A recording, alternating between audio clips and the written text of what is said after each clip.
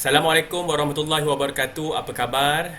Baik, pada hari ini saya akan kongsikan sedikit tutorial pembelajaran tata bahasa dengan tajuknya ayat pasif.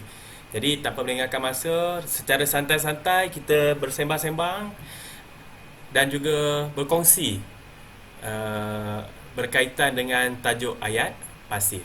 Baik, apa itu ayat pasif? Sahabat-sahabat, tuan-tuan, para penonton sekalian, apabila dalam sesuatu ayat itu kita lihat frasa nama yang bertugas sebagai subjek dalam sesuatu ayat menjadi penderita kerana dikenai kesan kata kerja pasif, maka ayat itu ialah ayat pasif. Saya bagi satu contoh ayatnya. Kereta itu dipandu oleh Naufal.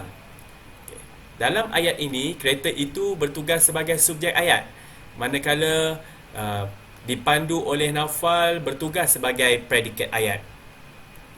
Kata dipandu dalam predikat ayat ini merupakan kata kerja pasif, manakala oleh Naufal merupakan frasa sendi. Jadi bagaimana ayat ini menjadi ayat pasif?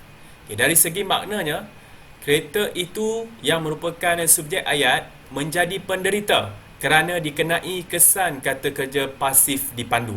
Jadi ayat ini menjadi ayat pasif. Jadi kita lihat contoh yang kedua bagi memberikan lebih kefahaman kepada diri saya dan juga para penonton. Yang mana kita lihat dalam contoh yang kedua ini, buku itu ditulis oleh Zulaika. Dalam ayat ini, buku itu bertindak sebagai subjek ayat, manakala ditulis oleh Zulaika bertugas sebagai predikat ayat. Dalam predikat ayat ini, kata ditulis merupakan kata kerja pasif, manakala oleh Zulaika merupakan frasa sendi. Dari segi maknanya, buku itu yang bertugas sebagai subjek ayat menjadi penderita kesan kerana dikenai kesan kata kerja pasif ditulis. Oleh sebab itu, ayat ini menjadi ayat pasif. Jadi, mari kita lihat apa perbezaan di antara ayat aktif dan juga ayat pasif. Kita ulang kaji semula bersama-sama. Ayat aktif mengutamakan pelaku sebagai subjek. Contohnya, Naufal memandu kereta itu.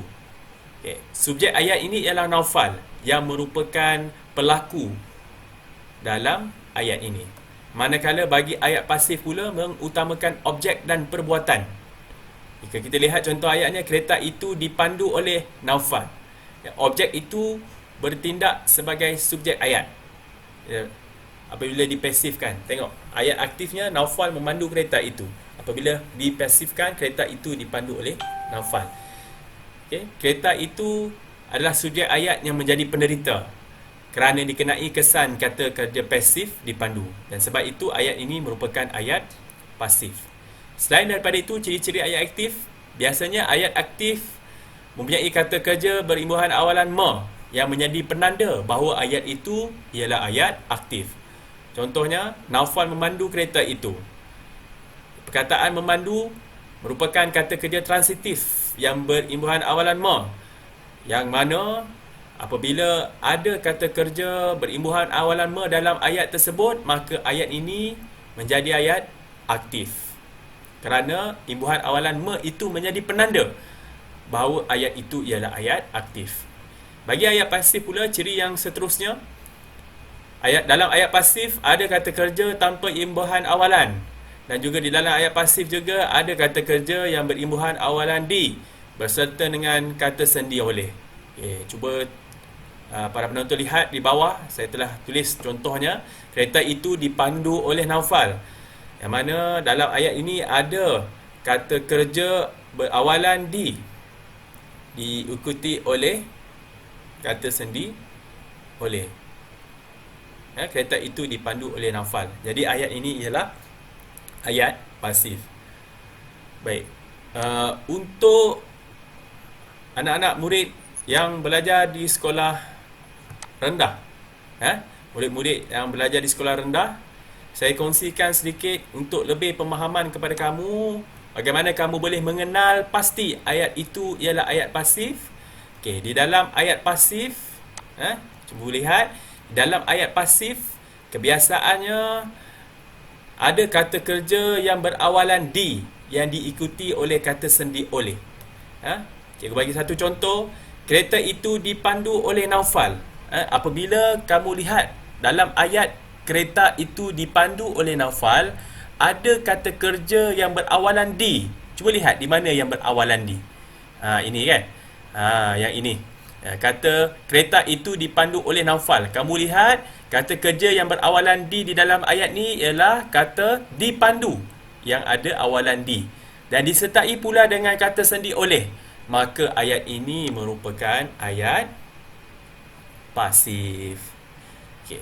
Yang kedua, ada juga yang menjadi penanda bahawa ayat itu ayat pasif ialah ada kata kerja tanpa imbuhan awalan.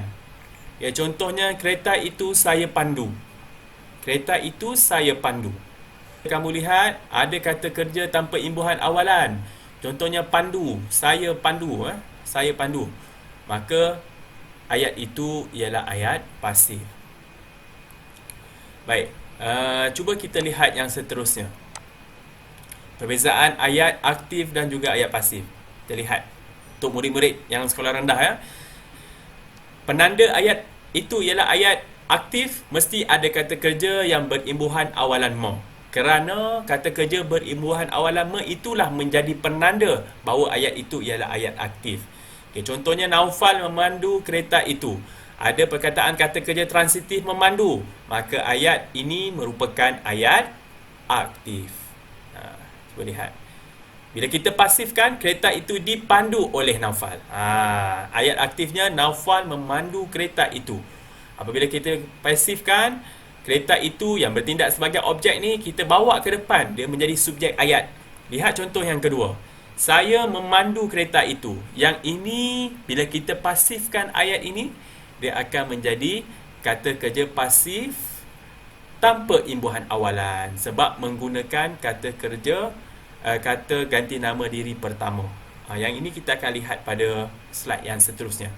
Baik, jom kita lihat. Baik. Mana saya nak letak sini? Okey.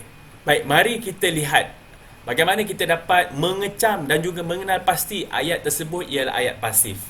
Bagaimana kita nak mengenal pasti ayat itu ialah ayat pasif ataupun tidak? Kita lihat. Dalam ayat pasif ada kata kerja tidak berawalan ma. Kalau ada kata kerja tidak berawalan ma, maka ayat itu ialah ayat pasif. Dan satu lagi, apabila ada kata kerja yang diikuti oleh imbuhan awalan di dan diikuti oleh kata sendi oleh dan kata ganti nama diri ketiga, maka ayat itu ialah ayat pasif. Jadi kita lihat yang pertama. Yang pertama ni, ayat pasif dengan kata kerja tidak berawalan ma. Saya bagi contoh kata kerja ya. Tendang, buang, simpan, baca, terima. Apabila dalam sesuatu ayat tu ada kata kerja tidak berawalan ma. Contoh kata kerja yang tidak berawalan ma, tendang, buang, simpan, baca, terima, maka ayat-ayat tersebut menjadi penanda bahawa ayat itu ialah perkataan ini menjadi penanda kepada ayat itu ayat pasif jika ada di dalam ayat.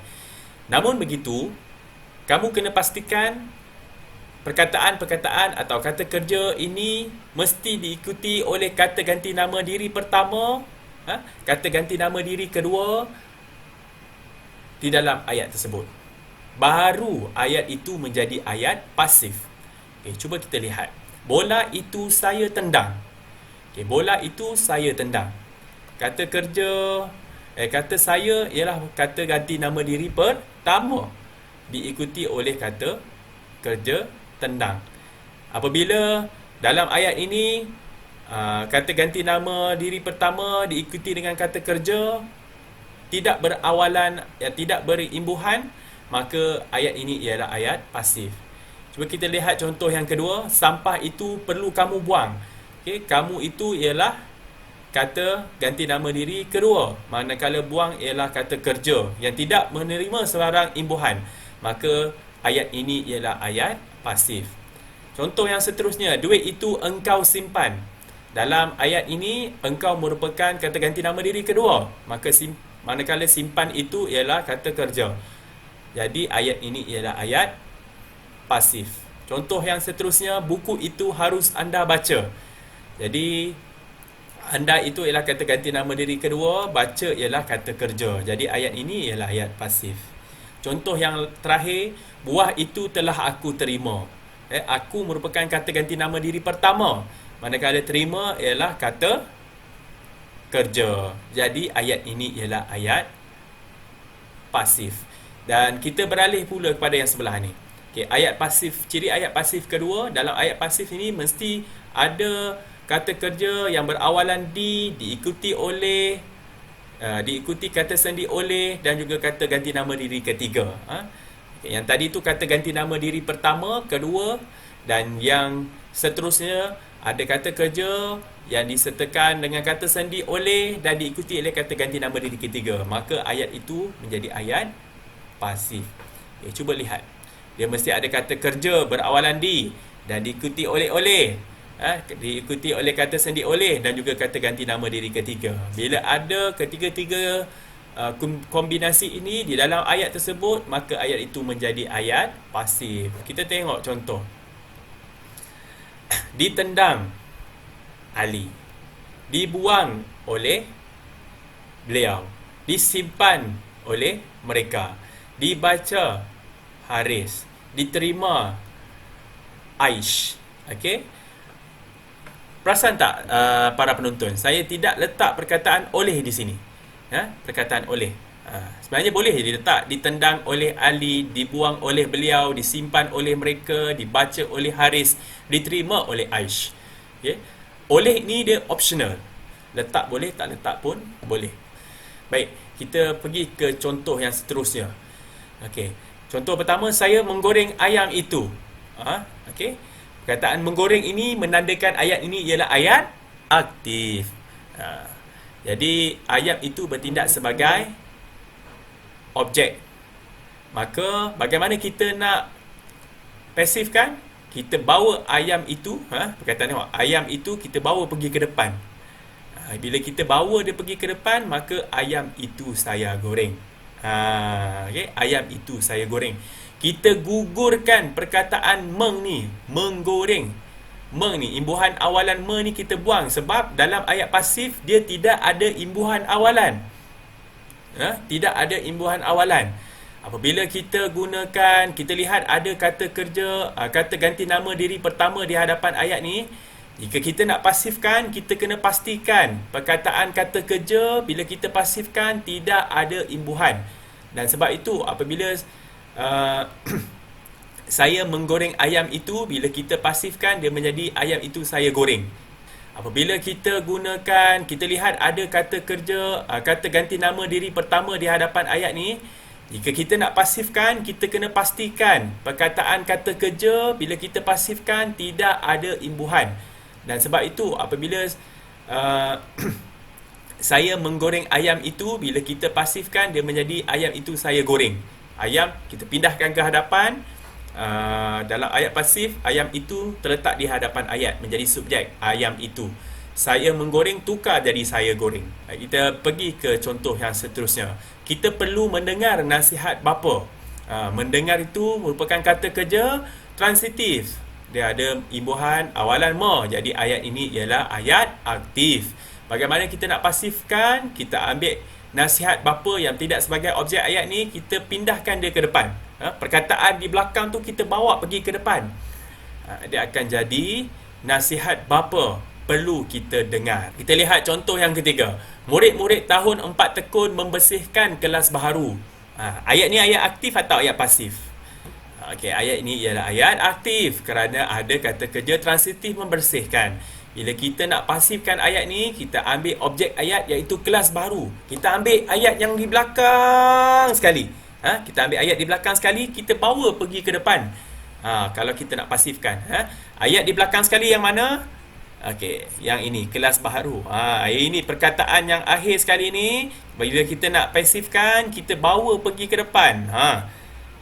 Kita bawa pergi ke depan dan kita tulis balik. Kelas baharu dibersihkan oleh murid-murid tahun 4 tekun. murid-murid semua, setakat ni itu saja perkongsian cikgu untuk kamu. Perkongsian saya kepada tuan-tuan juga yang menonton. Semoga ianya bermanfaat untuk semua.